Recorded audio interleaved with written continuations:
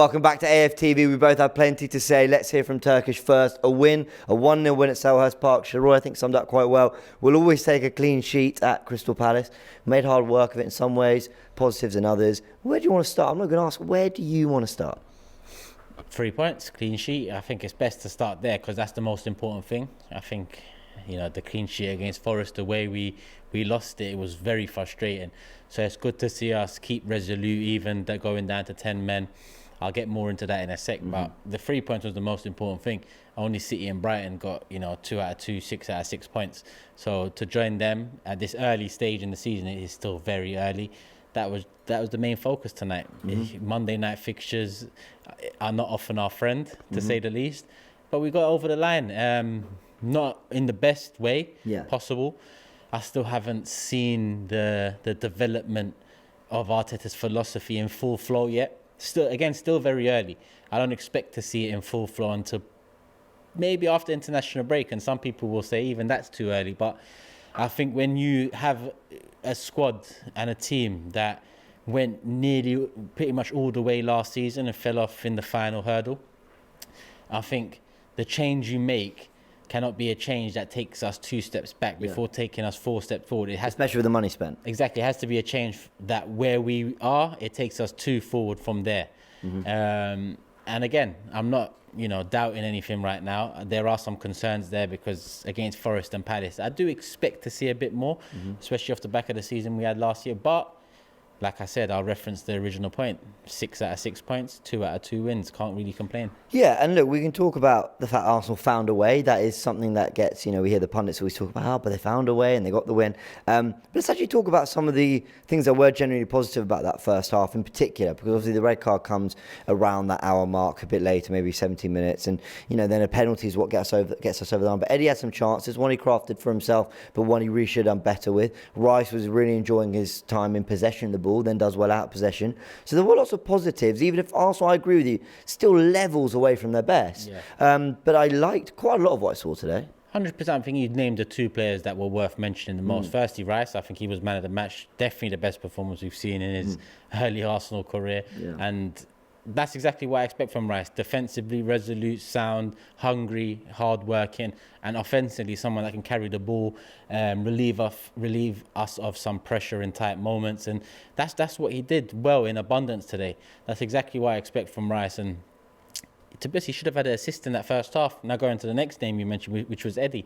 I think overall, when you now look back at the game and the 3 points is in the bag and he played a crucial part in the goal, I won't dwell on the miss too much. And that first chance he created was off his own back. In that 2-3 minute spell, it's like he realised we wasn't really showing enough in the final third, and he made himself more readily available. And for that first chance, he was very unlucky. For the second one, he should be burying that. I'm not going to hide away from that. But in the end, he plays a big part in us getting the penalty, us getting the goal, and us winning the game. So all in all, those 2 names are the names that deserve mentioning the most. Other than that, I think at times I looked at the midfield, and with Havertz and Odegaard playing together, I'd expect there was too many gaps from the defence and Rice or Partey to Havertz and Odegaard or Eddie and Martinelli and Saka. There was just too much space. So I think there's a bit of overcomplication there, or maybe it's just them not getting their head around it quick enough. Either or, I expect it to be ironed out in the next 2 weeks. I expect to go into international break 12 out of 12 points. Fulham and United at the Emirates now. If you want to trial and test this again against Fulham, be my guest. We should still get the 3 points.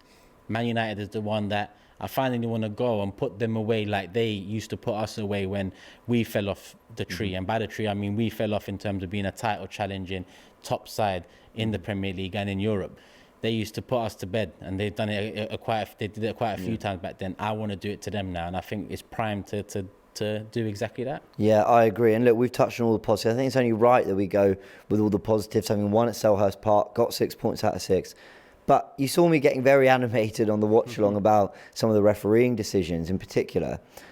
Do you share my frustrations about the standard that we're still, seeing in the league, and yet all we're told is Yeah, but don't complain. It's more don't complain rather than we're trying to sort it. That's just the message I get, and I get more frustrated. And there were other negatives in the game, but I'll let you take it where you want. I don't complain much about it because I'm tired of it. Sure. I've just got used to the fact that they're not under pressure. Mm-hmm. I would have thought it would have changed by now, but historically, referees haven't really been under pressure in terms of reactions to bad decisions or mistakes. Yeah, they might get taken off a week. Yeah, they might get taken off the rest of the season. But as we've seen recently, they might be reinstated in their job, or they might be given a different role in the PGMOL departments or whatever they're called. So I've given up in that sense. I think they should be held more accountable. They should come out and explain after game decisions. They should be maybe held to interviews as well. I think the whole mic'd up thing that I'm seeing in different leagues here and there, I think that's a good idea too. Yeah. In big moments, you get maybe the Sky pundits or the TNT pundits or BN pundit the chance to analyse what was actually said in that crucial moment, to understand it more and be more definitive about that referee don't know what the hell he's doing, or I can understand why he said that, I disagree, but, you know, bridging that gap between us understanding their approach to the game and them being held accountable for what I'd call many mistakes over many years. It's not just now. Yeah, I agree. And it's not just a 2-year problem or a problem that's coming with VAR. In fact, since VAR's come in, instead of holding them more accountable, it's giving them more leeway to make mistakes and share the blame or pass the blame. So I don't know, they need to do something. Will they? I doubt it, because they haven't yet. Do I care much? I do. But at the same time, it's the same for everyone. I mean, that is for everyone. We can go across all clubs in the past few years, and many decisions have gone the wrong way, in a sense of right or wrong. So yeah, it is what it is. Fair enough, Turkish. Fair enough. Appreciate the chat, and let's see what happens. But 3 points to Selhurst Park. Welcome back to the Forever Arsenal podcast. Black, white, young, old, Lee's on there. Disabled, abled, man. Well, it doesn't. Smith Rowe didn't get a minute yesterday, not a minute that needs minutes. Where's he going to get his minutes from now? Get your notifications on, ladies and gentlemen. Tactical's out tomorrow. I think the idea of Mesut Ozil was better than the actual reality of Ozil at Arsenal. Your mic, not turn your camera off. For the audio listeners, Lee's in pieces. Lee's in pieces.